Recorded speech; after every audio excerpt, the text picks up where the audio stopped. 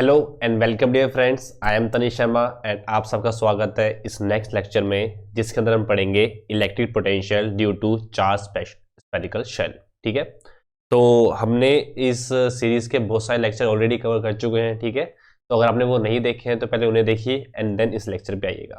ठीक है, तो ज़्यादा टाइम वेस्ट ना करते हुए आज का लेक्चर स्टार्ट करते हैं। तो देखिए, आज हमें करना क्या है। आज हमारे पास एक स्फेरिकल शेल होगा जो चार्ज्ड होगा। ठीक है, स्फेरिकल शेल का मतलब है होलो होगा, वो अंदर सॉलिड नहीं होगा, अंदर बिल्कुल एम्प्टी होगा, शेल की तरह होगा वो। ठीक है, जैसे प्लास्टिक की बॉल होती है ना, अंदर से खोखली सी होती है, वैसी होगा और वो चार्ज्ड होगा। अब हमने पहले क्लासेस में क्या पढ़ा था कि किसी भी एक पॉइंट चार्ज की वजह से किसी भी पॉइंट पर कितना इलेक्ट्रिक पोटेंशियल होता है, तो फॉर्मूला क्या था, KQ/R। ठीक है, वैसे हमें देखना है कि अगर कोई चार्ज स्फेरिकल शेल है, ठीक है, उसकी वजह से किसी भी पॉइंट पर अगर हमें इलेक्ट्रिक पोटेंशियल निकालना हो तो उसका फॉर्मूला क्या होगा। ठीक है, तो इसके अंदर हम किसका यूज लेंगे, पोटेंशियल ग्रेडियंट का, जो हमने जस्ट लास्ट लेक्चर में पढ़ा था। ठीक है, तो आई होप आपका वो कॉन्सेप्ट बिल्कुल क्लियर है, आप वो वीडियो देख के आए हो इस लेक्चर पर। अगर वो नहीं देख के आए तो थोड़ी आपको कंफ्यूजन हो सकती है। ठीक है, तो आगे बढ़ते हैं हम, तो देखते हैं क्वेश्चन क्या हमारे पास। बाय यूजिंग, ये कलर चूज कर लेते हैं, हाँ, by using concept of potential gradient obtain an expression for electric potential at any arbitrary point due to charged spherical shell। ठीक है, तो वही है, चार्ज स्फेरिकल शेल है। ठीक है, वो चार्ज है, हमें किसी भी एक आर्बिट्री पॉइंट, कोई भी पॉइंट पर कितना इलेक्ट्रिक पोटेंशियल होगा वो बताना है, उसका एक्सप्रेशन निकालना है, फॉर्मूला निकालना है, और किसके मदद से निकालना है, पोटेंशियल ग्रेडियंट के कॉन्सेप्ट की मदद से निकालना है। ठीक है, तो मैंने पहले यहाँ पे फिगर बना लिया है। ठीक है, इसमें हमने एक शेल लिया है, उसको चार्ज दिखा दिया है, चार्ज क्यू है उसके ऊपर, उसका सेंटर है O। ठीक है, उसका रेडियस है कैपिटल R, और हमें किसी P पॉइंट पर इस पूरे शेल की वजह से क्या निकालना है, पोटेंशियल निकालना है, कितना होगा। जो P पॉइंट जो सेंटर से कितनी दूरी पे है, स्मॉल r की दूरी पे। तो सबसे पहले तो आप क्या करोगे, वही लैंग्वेज लिखोगे, अच्छे से इंग्लिश में बताओगे कि आपकी प्रॉब्लम क्या है, प्रॉब्लम ने क्या क्या फिगर में क्या क्या लिया है और आप क्या क्या पता लगाना चाहते हो। ठीक है, तो आप क्या लिखोगे, suppose a spherical shell of charge Q having center O and a radius R। ठीक है, we have to find electric potential due to this spherical shell at a point P which is at a distance small r from the center of the shell। ऐसा कुछ लिख दिया। उसके बाद अब देखो, तीन केस हो सकते हैं। अगर वो पॉइंट जिसपे मैं इलेक्ट्रिक पोटेंशियल पता लगा रहा हूं वो शेल के बाहर हो, जैसे इस फिगर में दिखा रखा है। दूसरा, वो पॉइंट इस शेल के ही ऊपर हो कहीं ना कहीं। और तीसरा, वो पॉइंट इस शेल के अंदर हो। ठीक है, तो ऐसे तीन केसेस बनेंगे। हमने सिमिलर टाइप का क्वेश्चन इलेक्ट्रिक फील्ड का पता लगाने के लिए भी हमने चैप्टर में 1 में किया था, बस वहां पे इलेक्ट्रिक फील्ड पता लगाया था, यहाँ पे क्या पता लगा रहे हैं, इलेक्ट्रिक पोटेंशियल। ठीक है, तो ध्यान से देखना क्या करेंगे। सबसे पहले हम लेके चलते हैं केस 1 को। ठीक है, सबसे पहले करते हैं हम केस 1। केस 1 में क्या लिखेंगे, एक मिनट, केस 1 में क्या लिखेंगे, if point P lies outside the shell। अगर जो P पॉइंट है वो शेल के क्या है, बाहर लाई कर रहा है, इसका मतलब क्या है कि जो स्मॉल r है ना वो कैपिटल R से क्या है, बड़ा है। अगर ये वाला केस है, ठीक है, तो क्या करेंगे, हमें पता है एज वी नो हमें फॉर्मूला पता है, इलेक्ट्रिक फील्ड का फॉर्मूला क्या होता है, -dV/dr, -dV/dr। ठीक है, वेक्टर फॉर्म में ऐसा होता है। तो हम dV को क्या लिख सकते हैं, dV को लिख सकते हैं हम minus integration E vector dot dr vector. ठीक है, तो अगर मुझे P पॉइंट पे पोटेंशियल पता लगाना है तो मैं इंफिनिटी से लेकर P पॉइंट पोटेंशियल पता लगा रहा हूं, और R की वैल्यू क्या होगी, इंफिनिटी से लेकर स्मॉल r की वैल्यू होगी। इसलिए हमने लिमिट्स लगा दी और इंटीग्रेशन कर देंगे। तो देखो नेक्स्ट पेज पे, इस पे पेज कर देते हैं, dV का इंटीग्रेशन तो V होगा, V एट P। ठीक है, अब देखो E vector dot dr vector.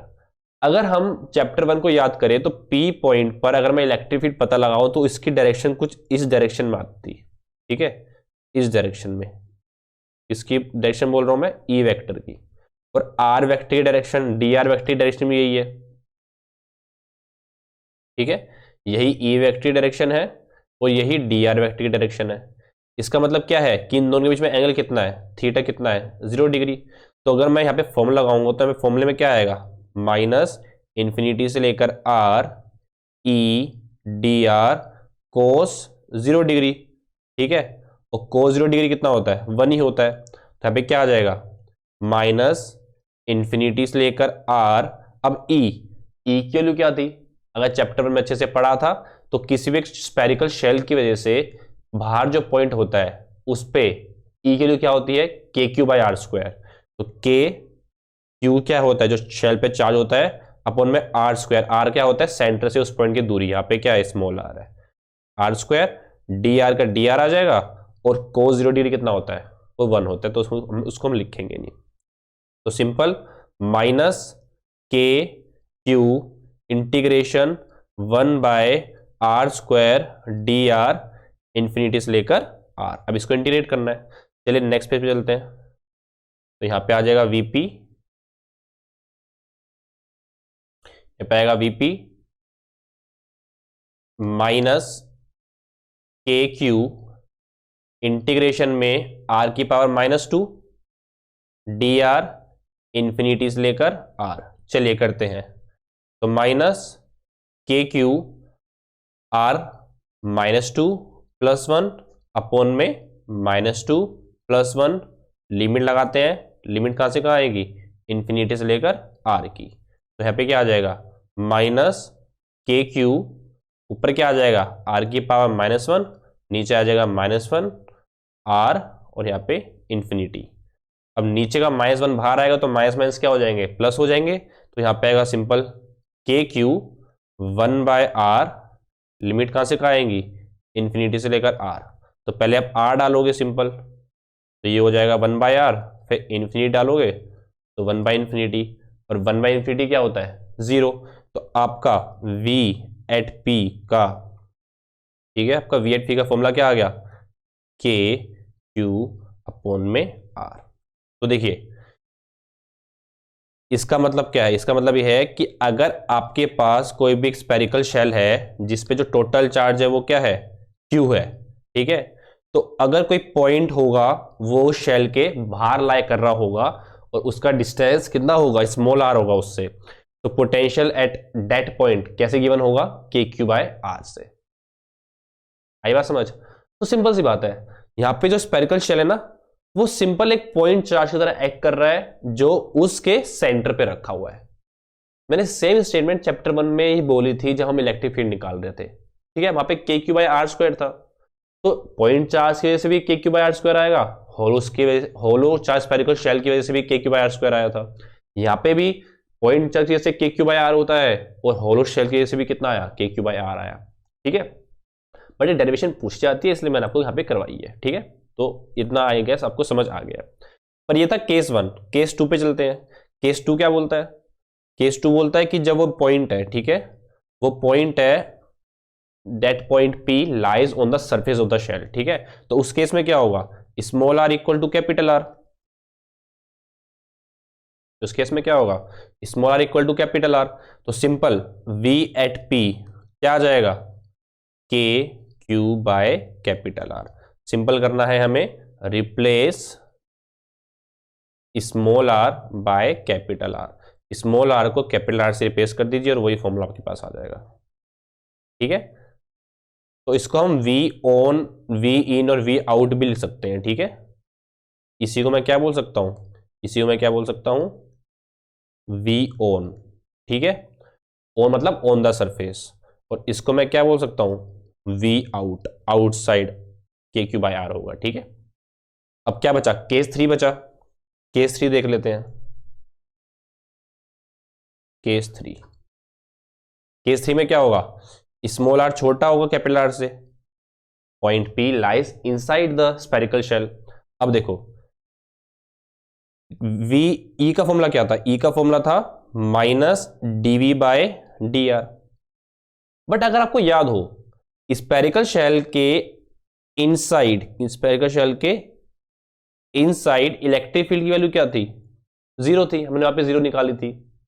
और अगर इनसाइड इलेक्ट्रिक फील्ड जीरो है तो D by D R zero, इसका मतलब क्या है डीवी बाय डी आर की वैल्यू जीरो है। पर किसका डेरिवेटिव जीरो होता है, एक कांस्टेंट का डेरिवेटिव जीरो होता है ना, इसका मतलब क्या है v क्या है कांस्टेंट है, v एक कांस्टेंट है। इसका मतलब ये है कि यहां पे ध्यान से देखिए, ये स्फेरिकल शेल का अंदर का भाग है, ये वाला मैं शेड करता हूं, ये वाला ये अंदर का भाग है। इस अंदर के भाग में आप कोई भी पॉइंट ले लो, कोई भी, चाहे ये पॉइंट ले लो, चाहे ये पॉइंट ले लो, चाहे ये पॉइंट ले लो, चाहे ये वाला पॉइंट ले लो, कोई पॉइंट ले लो, सब पे पोटेंशियल की वैल्यू सेम होगी, इसलिए लिखा मैंने v equal to constant. But कितनी होगी, जितने सरफेस पर है, जितनी सरफेस पे है। तो v क्या है, v इनसाइड किसके इक्वल होगा, v ऑन के इक्वल होगा, और v ऑन के लिए क्या होती है k q by capital R। ठीक है, तो ये देखिए बहुत छोटी सी डेरिवेशन थी हमारी, यहां पे कंप्लीट हुई। आई होप आपको ये बात अच्छे से समझ आई होगी। इलेक्ट्रिक फील्ड स्फेरिकल शेल के अंदर जीरो होता है, बट इलेक्ट्रिक पोटेंशियल कांस्टेंट होता है, और किसके इक्वल होता है, electric potential on the surface के, और वो कितना होता है के क्यू बाय आर, यहाँ पे कैपिटल आर। आई बात समझ। तो आई गेस आपको ये सारी बात अच्छे से समझ में आ गई है। नेक्स्ट पे चल के वेरिएशन देख लेते हैं एक बार। ठीक है, variation of v with r due to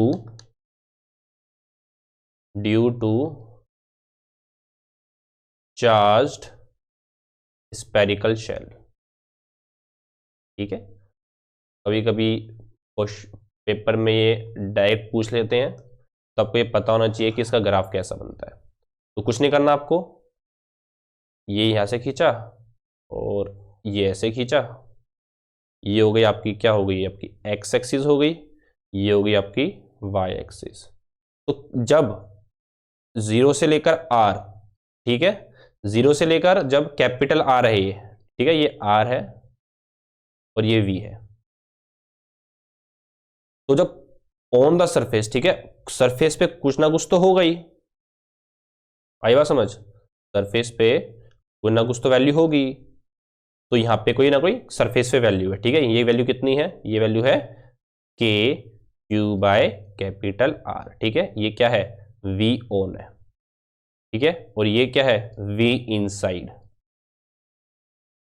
तो वी ऑन और वी इनसाइड, ये पूरा वी ऑन है, सॉरी ये पूरा वी इनसाइड है। ठीक है, आर की वैल्यू जब आर से कम भी होगी तब वी इनसाइड, और इस पॉइंट पे वी ऑन, ये दोनों क्या रहेंगे के क्यू बाय कैपिटल आर ही रहेंगे। ठीक है, हाँ, बट जैसे ही आप उस शेल से बाहर आओगे और धीरे धीरे करके दूर जाने लगोगे, ठीक है, ये ऐसे हो जाएगा यहाँ पे, जैसे जैसे इसके दूर जाने लगोगे ये इलेक्ट्रिक फील्ड क्या हो जाएगा, ये पोटेंशियल क्या हो जाएगा, धीरे धीरे कम हो जाएगा। ठीक है, ऐसे हो जाएगी, इसकी ऐसे हो जाएगी। तो ये क्या है, ये आपका है वी आउट, वी आउटसाइड। ठीक है, ये किसके इक्वल होता है के क्यू बाय स्मॉल आर के। ठीक है, तो आपको याद हो तो हमने इलेक्ट्रिक फील्ड के टाइम भी हमने सेम बनाया था, बस यहाँ पे हमने ये वाली लाइन नहीं बनाई थी, क्योंकि उस वक्त क्या होता था, जब भी आर की वैल्यू कैपिटल स्मॉल आर की वैल्यू कैपिटल आर से कम होगी तो वहां पे जीरो होता था, इसलिए हमने ये लाइन नहीं बनाई थी। बट यहाँ पे कांस्टेंट होता है, इसलिए हमने ये वाली लाइन यहाँ पे बनाई है। तो आई होप आपको ये ग्राफ अच्छे से समझ आ गया होगा। ठीक है, जो भी मैंने इसके अंदर बताया आपको ये बातें समझ आ गई होंगी, नहीं आई होंगी तो कोई बात नहीं, एक बार और देखोगे, लिख लिख के करोगे तो अच्छे से समझ आ जाएगी आपको। ठीक है, चलिए देखते हैं आगे क्या है हमारे पास। आगे एक क्वेश्चन है, क्वेश्चन करते हैं। क्वेश्चन देखिए, क्वेश्चन क्या है, 3 concentric spherical charged shell of charge density sigma minus sigma and sigma have radius a b c, और a छोटा है, b छोटा है और c सबसे बड़ा है। Find the net electric potential on the surface of each shell. तो आपको फिगर भी दे रखी है, तो देखो मैंने हाथ से बनाई, इसे सर्कल ठीक से बनानी है। ठीक है, तो थोड़ा एडजस्ट कर लेना आप। सबसे छोटा शेल है ए, जिसका रेडियस है ए, उससे बड़ा है बी, उससे बड़ा है सी वाला। ठीक है, सारे कॉन्सेंट्रिक है। कॉन्सेंट्रिक का मतलब क्या है कि सबका सेंटर सेम है, और इनकी चार्ज डेंसिटी दे रखी है हमें। ठीक है, सरफेस चार्ज डेंसिटी, पहले की है प्लस सिग्मा, दूसरे की है माइनस सिग्मा, तीसरे की है सिग्मा। अगर आपको charge density, surface charge density, linear charge density, volume charge density नहीं पता है तो मेरी चैप्टर 1 क्लास 12 की प्लेलिस्ट में जाइए, उसको देखिए, वहां पे आपको अच्छे से समझ में आ जाएगी। ठीक है, तो मैं यहाँ पे एक्सपेक्ट करके चल रहा हूँ कि ये आपको आती है। थोड़ा पानी पी लेते हैं और देख लेते हैं हमारा सिस्टम सही चल रहा है, नहीं चल रहा। सिस्टम सही चल रहा है, चलिए।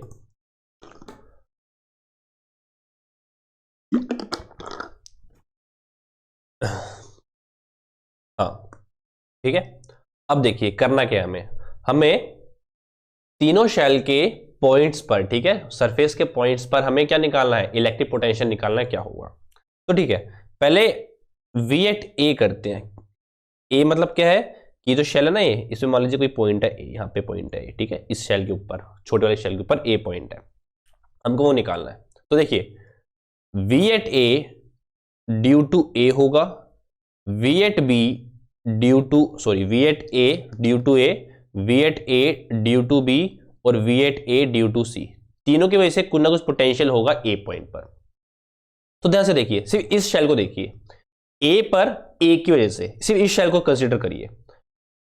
मान लीजिए इस पे QA चार्ज है, तो एक शेल पर उसी के सरफेस के पॉइंट के ऊपर कितना पोटेंशियल होता है, KQ बाय कैपिटल आर, और कैपिटल आर क्या होता है, उसी शेल का रेडियस। तो यहां पे क्या आएगा, KQA अपोन में ए। QA क्या है सर, QA तो क्वेश्चन में गिवन ही नहीं है, QA देख लेंगे बाद में। अभी के लिए मान लीजिए QA जो है उस शेल पे चार्ज, जैसे छोटे वाले शेल पे चार्ज है, तो आपको समझ आ गया ना ये ए कैसे लिखा है। मैं दोबारा बताता हूं आपको, इस शेल के सरफेस के ऊपर ही वो पॉइंट है, तो इस शेल की वजह से इस सरफेस पे जो चार्ज हो, जो पोटेंशियल होगा वो क्या होगा, KQ बाई कैपिटल आर, और यहां पे कैपिटल आर क्या है, स्मॉल ए है, तो वही लिखा है मैंने यहां पे। अच्छा अब देखो, अब सब शेल को भूल जाओ, दूसरे शेल पे आ जाओ, इस शेल पे।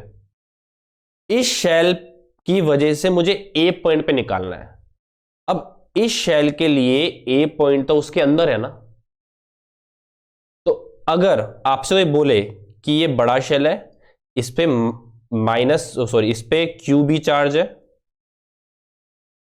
ठीक है, और इसके अंदर कोई पॉइंट है ए, तो बताओ पोटेंशियल कितना होगा। तो क्या बोलोगे, जितना इसके सरफेस पे होगा उतना ए पे होगा, और इसके सरफेस से कितना होगा, KQB अपोन में बी, जो इसका रेडियस है। तो यहां पे क्या आएगा, प्लस में KQB अपोन में B.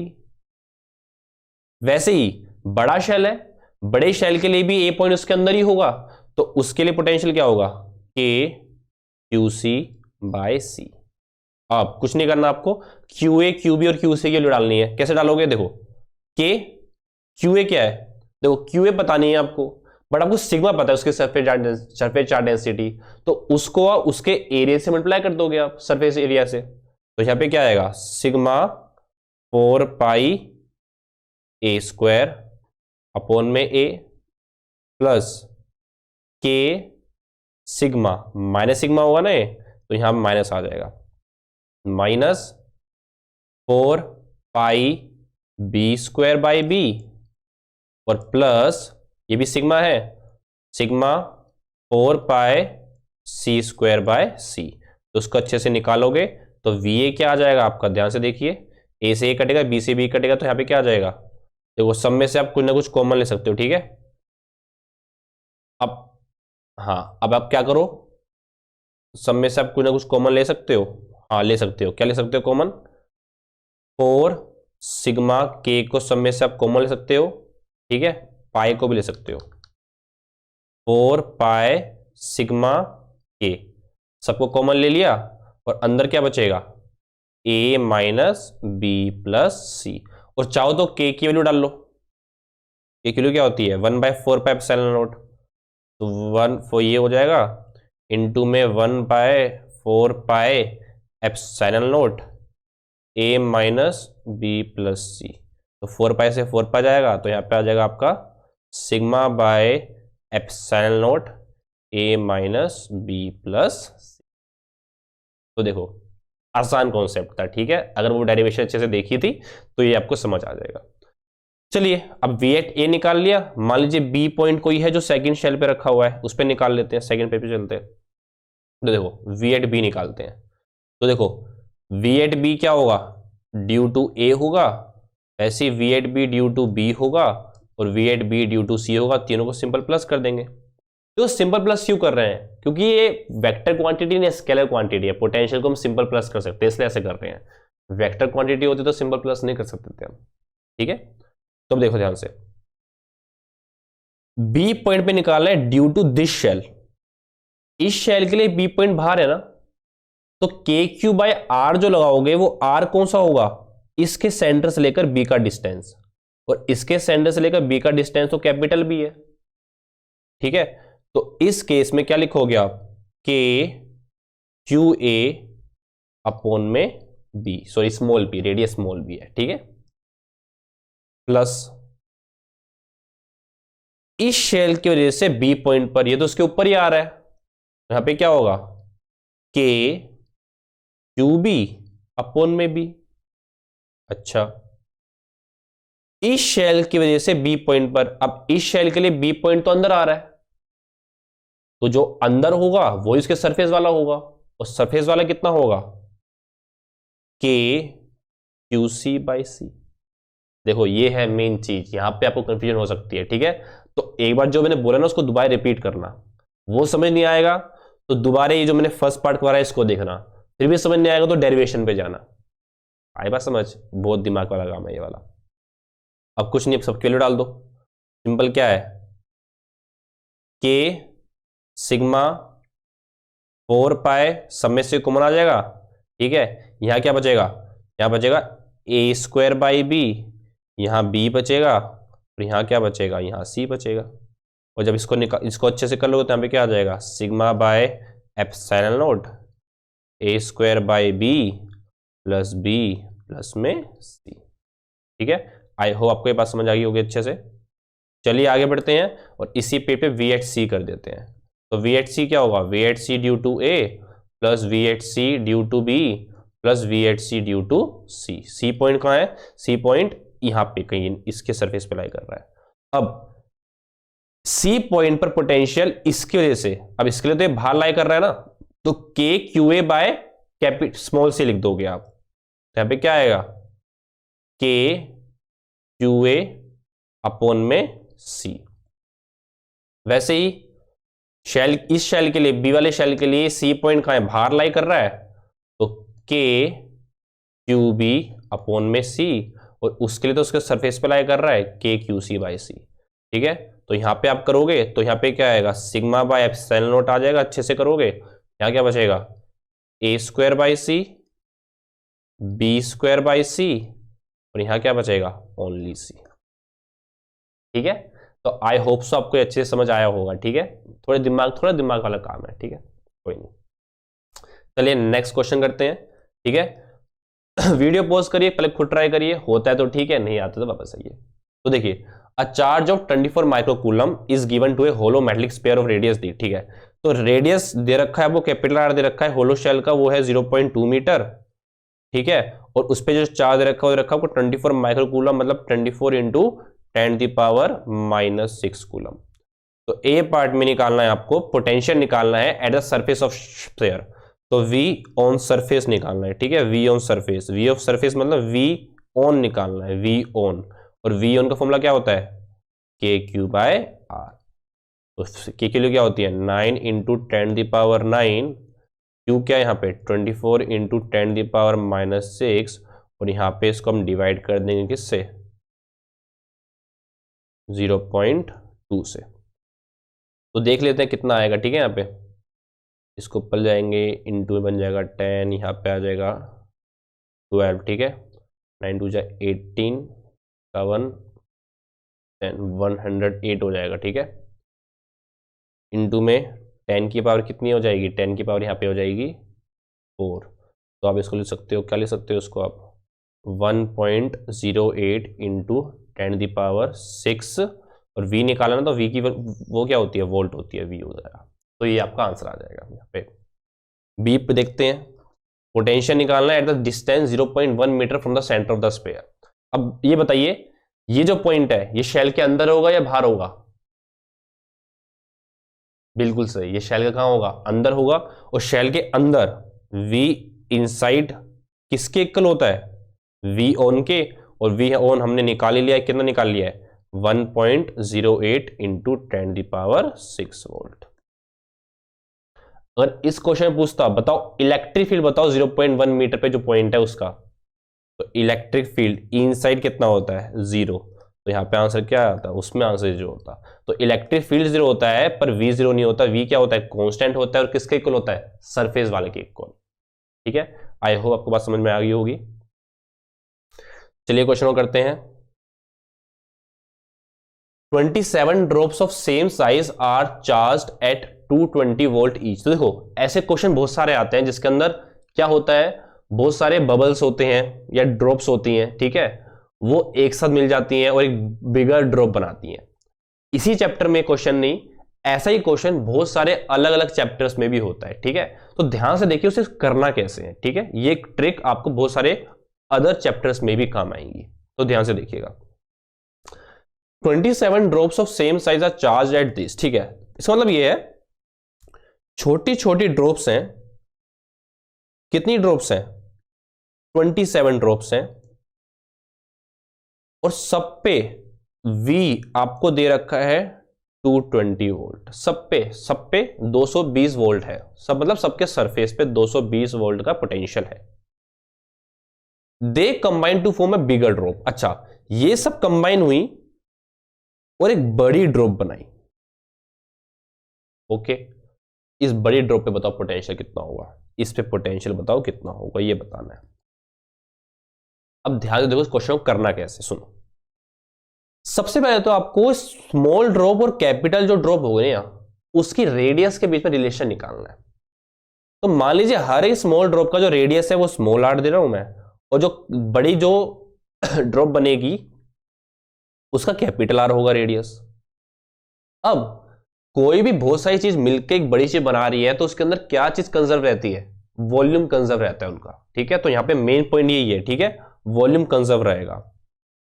Volume of 27 small drops, ठीक है, स्मॉल ड्रॉप्स इक्वल टू किसके है? Volume of bigger drop, bigger drop के, बिगर ड्रॉप। अच्छा, वॉल्यूम ऑफ बिगर ड्रॉप क्या होगा? 4/3 पाई आर क्यूब।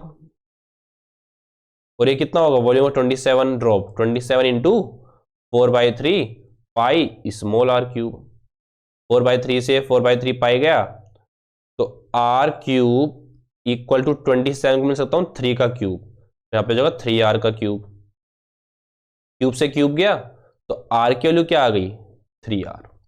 तो सबसे पहला आपका काम यही होता है कि आपको ये 3r निकालना होता है, r इक्वल टू 3r। जरूरी नहीं है कि हर केस में 27 ड्रॉप्स ही आपको दे रखी हो, कुछ और ड्रॉप्स भी दे रखी हैं, हो सकती हैं, पर कैसे ना कैसे करके आपको कैपिटल और स्मॉल के बीच में रिलेशन निकालना है कुछ ना कुछ, उसके बाद कुछ आगे काम होगा। अच्छा, आगे क्या हो गया? आगे ध्यान से देखिए। अब आपको पता है हर एक ड्रॉप पे, स्मॉल ड्रॉप पे पोटेंशियल था 220 वोल्ट, और उसको मैं कैसे लिख सकता हूं?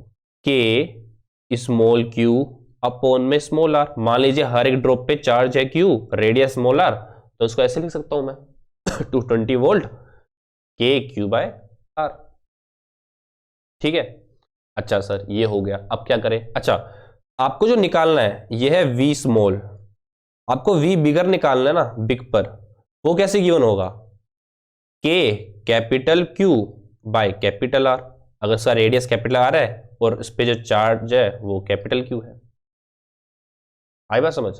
हाँ सर बिल्कुल सही। अब आगे क्या करें? अब देखो इसमें से आपको क्या क्या नहीं पता, कि ये तो चलो आपको पता ही है, ठीक है, आपको ये कैपिटल क्यू नहीं पता।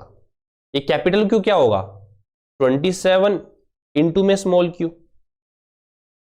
ठीक है, चार्ज तो जितने देखो 27 ड्रॉप्स थे, हर एक पे क्यू चार्ज था, मिलकर जब आएंगे तो 27 क्यू हो जाएगी, 27 क्यू, तो 27 क्यू हो गई। डिवाइड बाय आर था, वो आर आपको पता लग ही गया, वो क्या है? 3r है। ठीक है सर, अब क्या करें?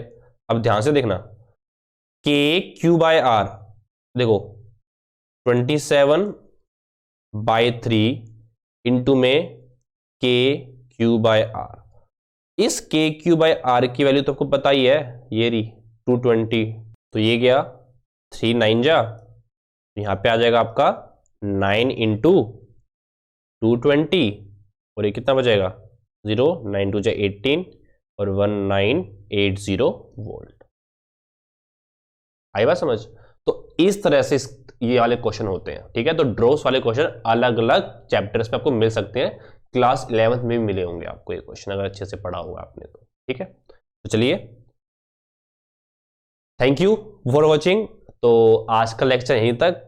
आपने इस लेक्चर को पूरा देखा, इसके लिए मैं आपसे बहुत आपका शुक्रगुजार हूँ, ठीक है।